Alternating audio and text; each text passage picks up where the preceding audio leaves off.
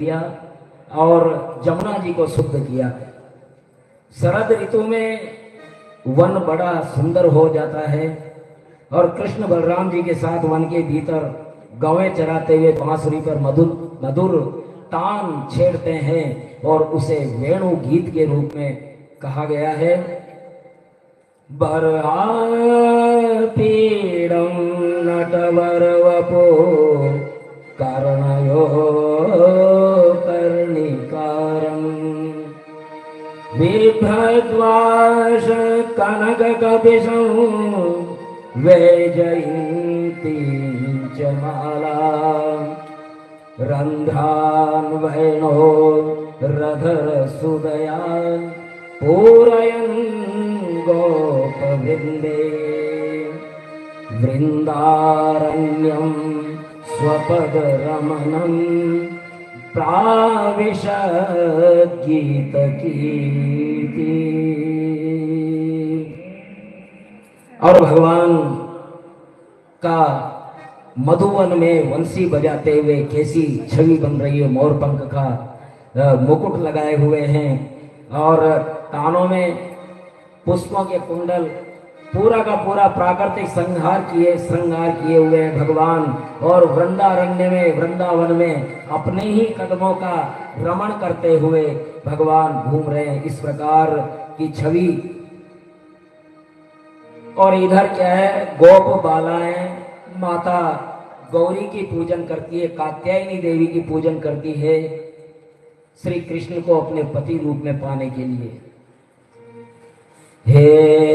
हेमंते प्रथमे मासे नंद व्रज कुमारिका चेरो हवेश्यं भुञ्जान कात्यायन्यर्चनं।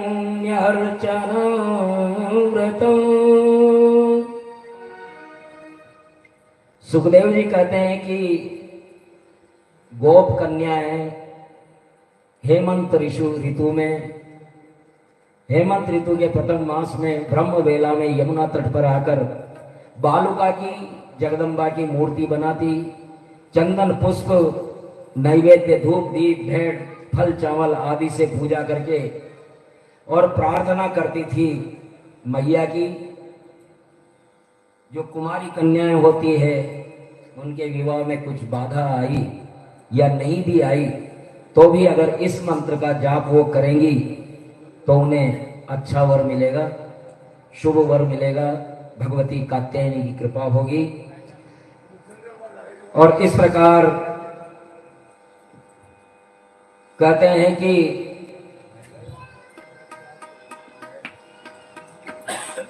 कात्यायनी महामाये महायोगिन्यधीश्वरी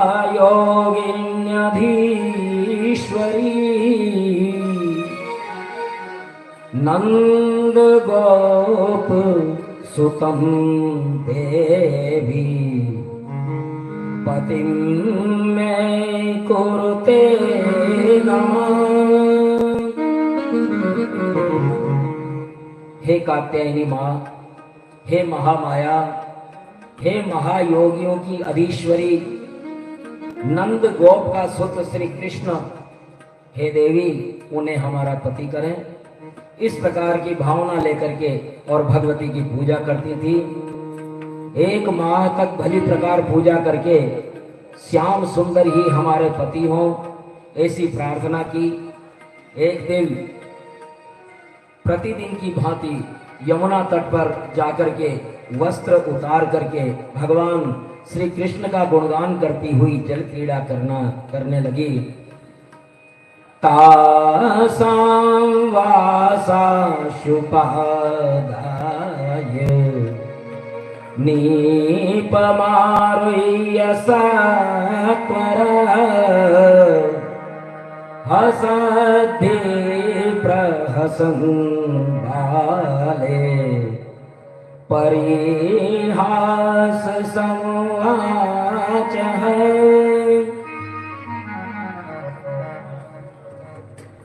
अपने वस्त्र घाट पर रख करके वो तो स्नान में लग गई, और इधर से कन्हैया आए और उन सब के वस्त्र लेकर के कदम्ब के पेड़ पर चढ़ गए।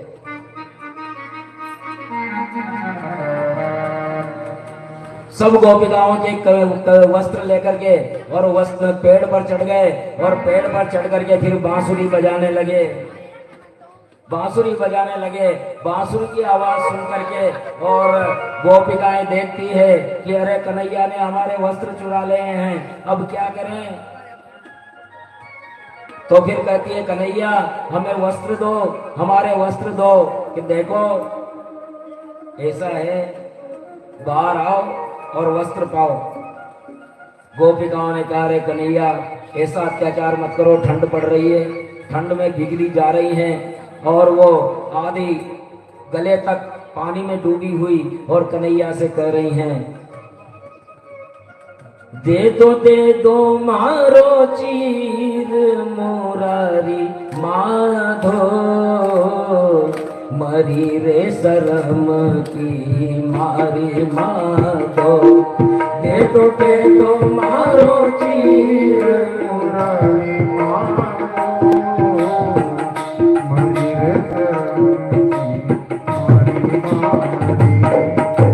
दे दो मारो चीर मोरारी माधो, मरी रे शरम की मारी माधो।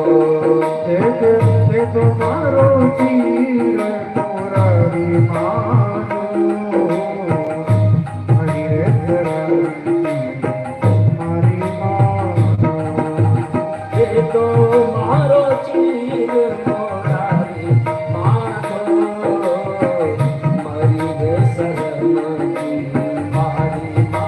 माधो।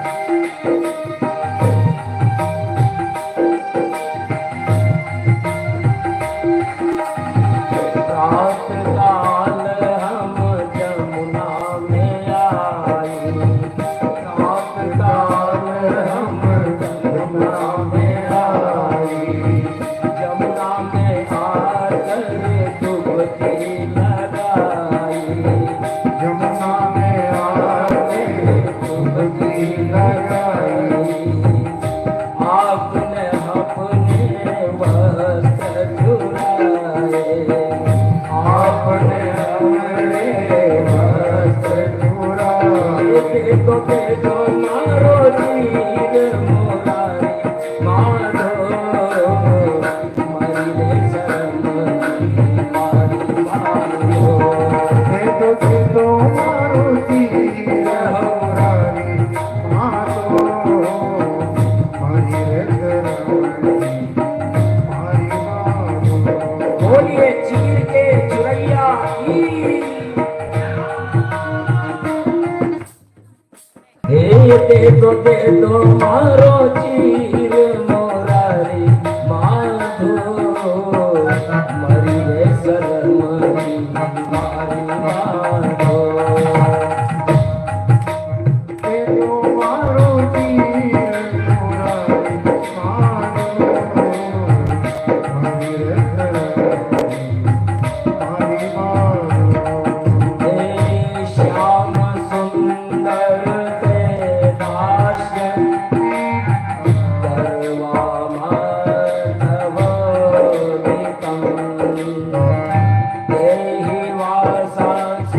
की मारी माधो।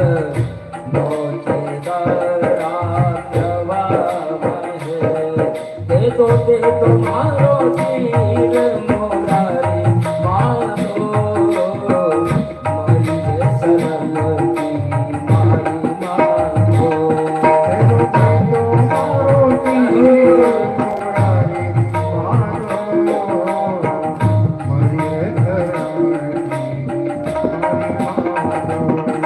हे श्याम सुंदर हम आपकी दासियां हैं, हे श्याम सुंदर, हमारे आप धर्म को जानते हैं, हमारे वस्त्रों को दीजिए।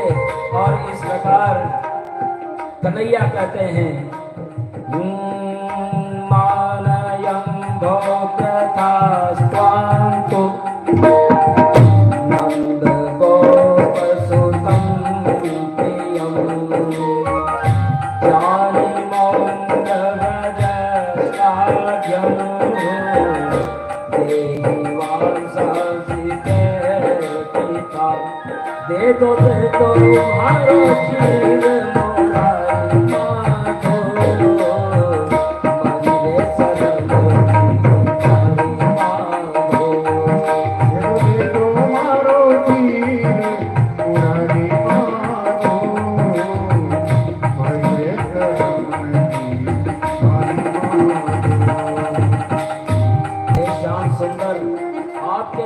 प्रशंसा पूरा जगत करता है।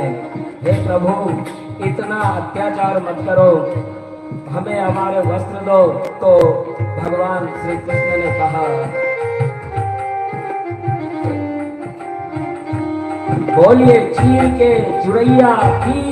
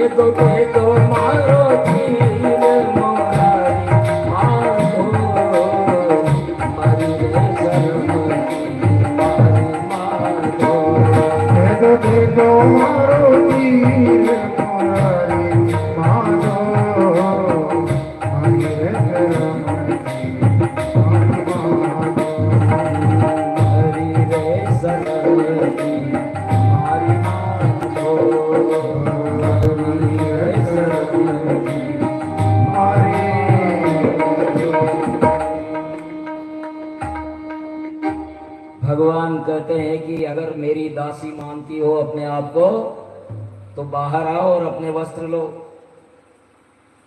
तो सब बाहर आई, आकर के वस्त्र पहने। तब कृष्ण बोले, तुमने व्रत तो भली प्रकार पूर्ण किया, लेकिन सार्वजनिक घाट पर नग्न स्नान करके तुमने वरुण देव का अपमान किया है, और उस अपमान का ये दंड तुम्हें मिला है।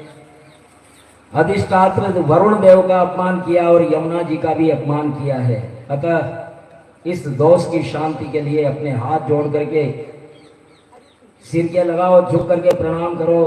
गोपीगण को समझ में आ गया और इस त्रुटि के लिए श्री कृष्ण को प्रणाम किया। दरअसल ये चीर हरण की लीला क्या है?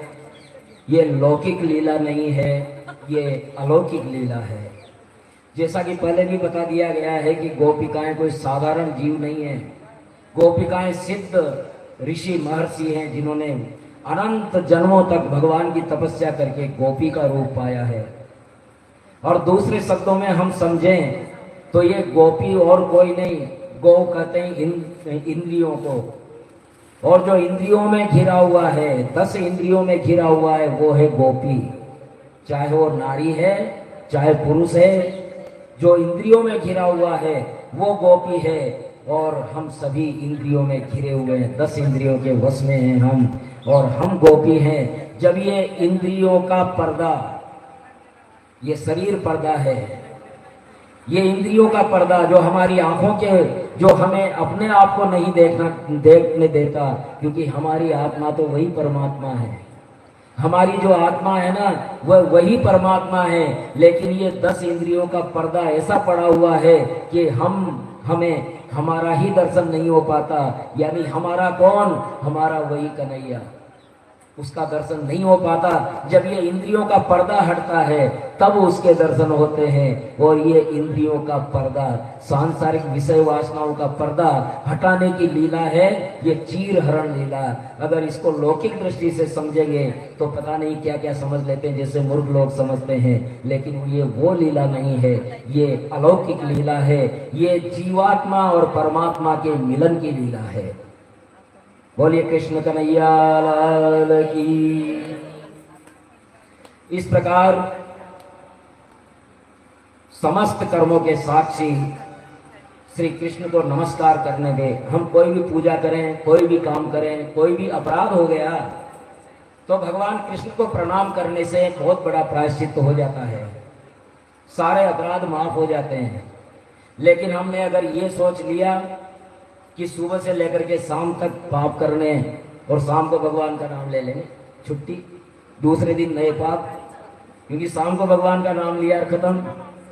बाकी ऐसा नहीं है। सच्चे मन से प्रायश्चित्त हो जाए कि अब तक हुआ जो हुआ आगे नहीं होगा, ये दृढ़ संकल्प है, फिर एक नाम पर्याप्त है पापों के सागर को भी सुखा देने के लिए। तो इस प्रकार एक बार जंगल में आग लगी तो कन्हैया ने घबराए हुए ग्वाल बालों को देखा। ग्वाल बालों ने कहा कन्हैया अब हम जल जाएंगे, ये इसे क्या करें। तो कन्हैया ने कहा आंख बंद करो। उन्होंने आंख बंद करी और सारा दावा नल भगवान कृष्ण पी गए। फिर प्रलंबासुर का उद्धार करते हैं। एक दिन भगवान कहते हैं कि चलो आज मैं आपको जंगल में ही नाश्ता करवाऊंगा।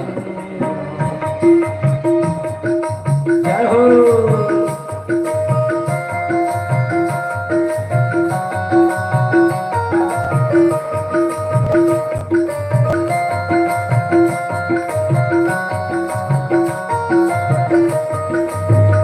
राणा ने विष दिया मानो अमृत किया, राणा ने विष दिया मानो अमृत किया, राणा ने विष दिया मानो अमृत किया, राणा ने विष दिया मानो अमृत किया। मेरा गोविंद गोपाल गाने लगी, कृष्णा की लगन मेरा हो गई मगन, कृष्णा की लगन मेरा हो गई मगन। वो गली गली गली हरि हरि गुण गाने लगी, कृष्णा की लगन। मेरा रानी दीवानी गाने लगी, बाकी लगन मेरा हो गई मगन। वो तो गली गली हरि गुण गाने मेरा।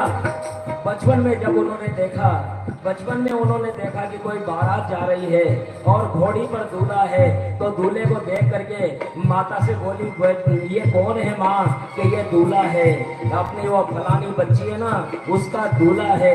तो वो कहता मेरा दूल्हा कहाँ है, कि तेरा दूल्हा वो देख बंसी लिए हुए, मूर्ति बता दी। और मीरा के यही बात बैठ गई तो उसने सोच लिया ऐसे वर को क्या वरूं,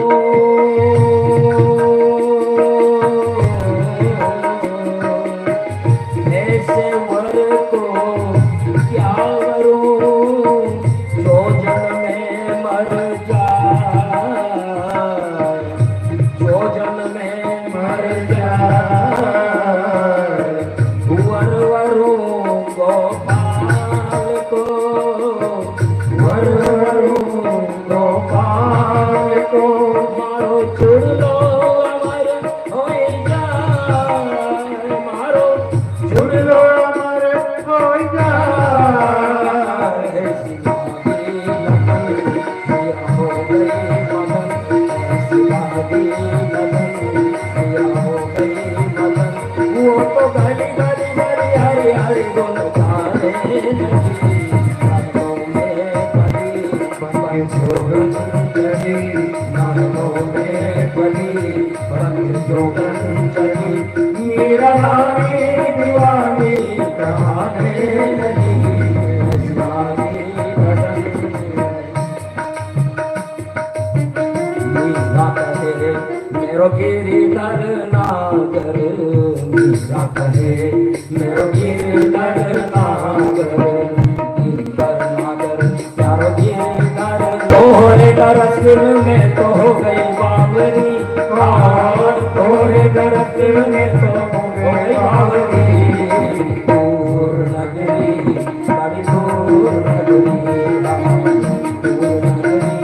बड़ी दूर नगरी। कैसे आऊं रे कन्हई, कैसे आऊं रे कन्हई, तेरी गोकुल नगरी, तेरी मथुरा नगरी, गोकुल नगरी, तेरी मथुरा नगरी, तेरी गोकुल नगरी, तेरी मथुरा नगरी।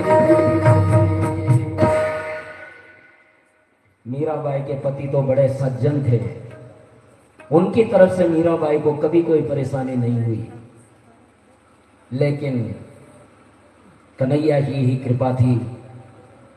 उनके होते हुए भी उन्होंने कभी, जो मीराबाई ने कहा मेरा पति तो ये सांवरा है, तो उनके पति ने भी ये बात मान ली कि हाँ तेरा पति ये सांवरा है, अरे वो तो जगत पति है, तुम्हारा पति है तो इसमें क्या आश्चर्य है, वो हमारा भी पति है, आओ मिल करके भजन करते हैं।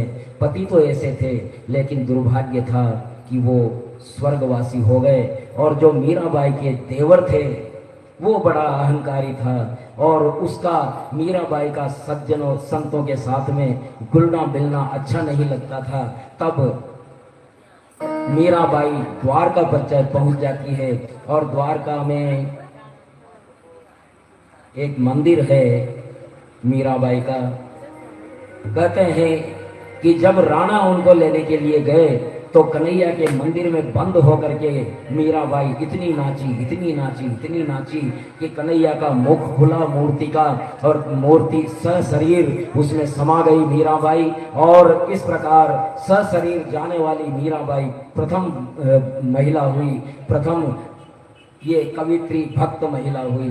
बोलिए भक्तिमती मीराबाई की जय। तो ये वो गोपी जिसको उसके पति ने, ब्राह्मण पत्नी जिसके उसके पति ने आने नहीं दिया था, और वो भगवान से जा मिली, और कलयुग में वो मीराबाई के नाम से प्रसिद्ध हुई। इस प्रकार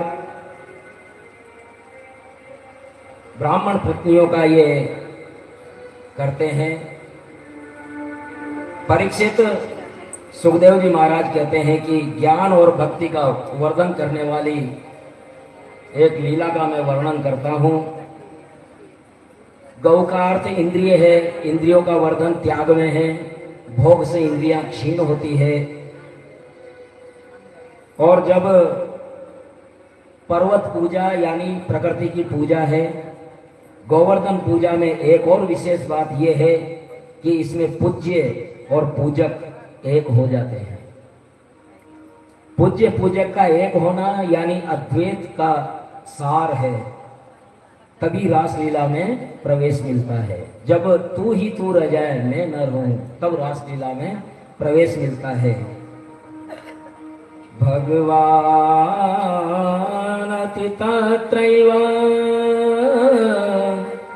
बलदेवेन संयुत अपश्यन्निव संगोपा निन्द्रया विकृतोद्यमान्।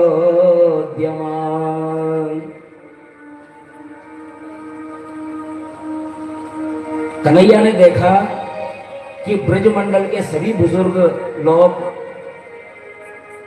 तैयारी कर रहे हैं किसी विशेष विशेष प्रसंग की। तो वैसे तो कन्हैया सब जानते थे, लेकिन पिताजी से पूछा, पिताजी ये कौन सा उत्सव है जिसकी ये तैयारी की जा रही है, इसका क्या फल है, उद्देश्य क्या है, आप क्या करने जा रहे हैं?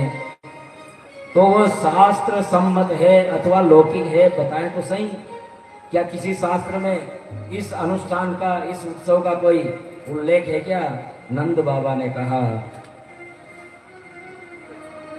पर्जन्यो भगवान इंद्रो मेधास्तस्यात्ममूर्तये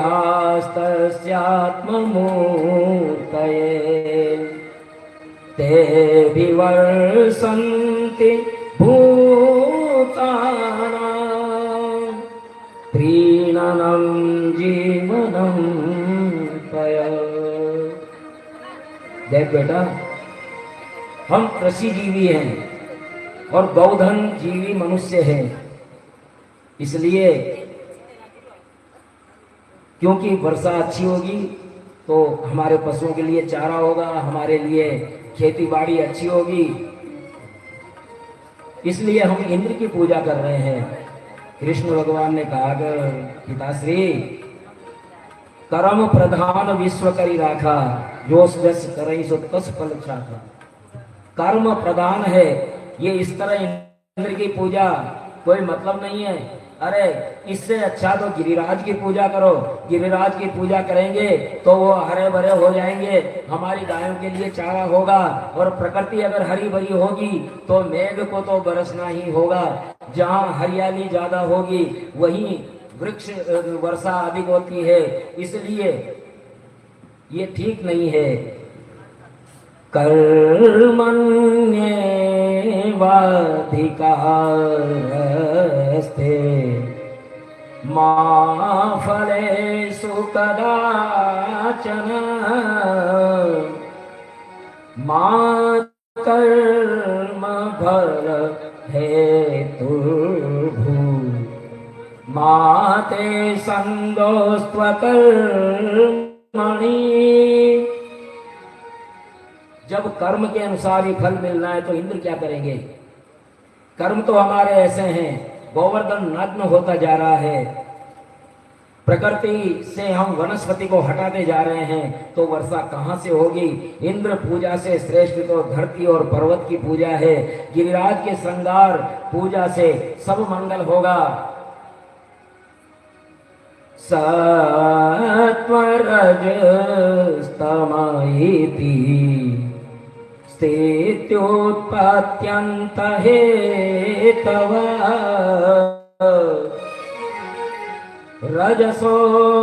रजसोत्पद्यते विश्व मन्योन्यं विविधं जगत्।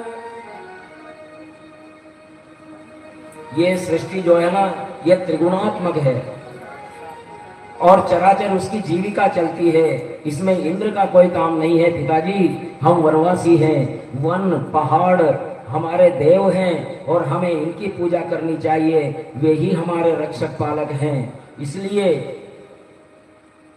तस्मात् गवां ब्राह्मणानां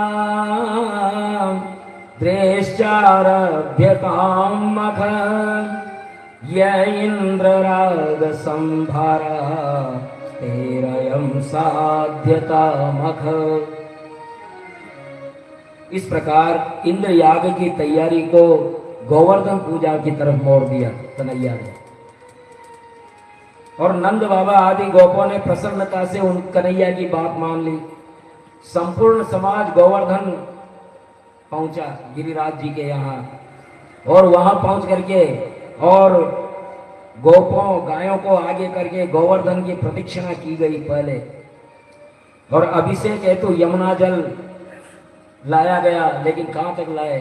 गिरिराज जी से तो यमुना बहुत दूर है। तो अब क्या करें? तो भगवान ने अपने मानस से गंगा पैदा की, और वहां गंगा उपलब्ध है। अभी मानसी गंगा भगवान कृष्ण के मानस से पैदा हुई है, और श्री कृष्ण पुरोहित बने और पूजक बन गए, पूज्य भी बन गए, पूज्य भी बन गए, पूजा भी बन गए, पूजक भी बन गए। और श्री कृष्ण ब्रजवासियों की पूजा नैवेद्य प्रत्यक्ष गिरिराज के रूप में स्थापित हो गए हैं, और गिरिराज की पूजा स्वीकार करने लगे हैं।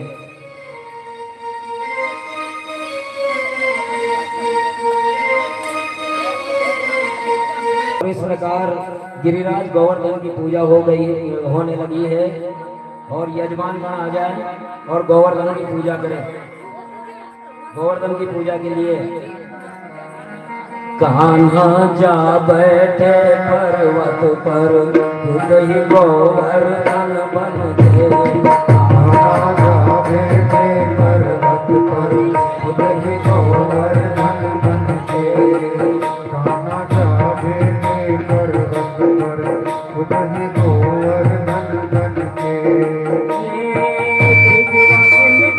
पकवानों का, ब्रजवासिन के पकवानों का भोग लगा